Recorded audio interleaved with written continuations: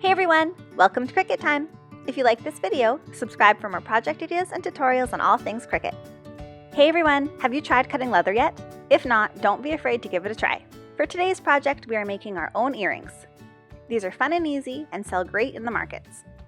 We are starting off with this faux shimmer leather. This stuff comes in tons of different colors and is super soft.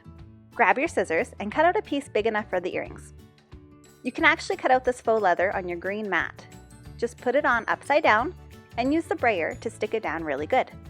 You don't even need to switch blades for this material. You can just use your regular fine point blade.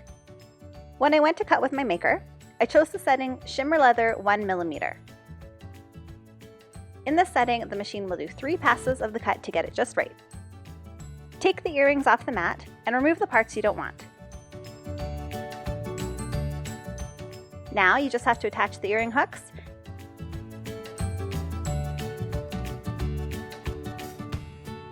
and you're done.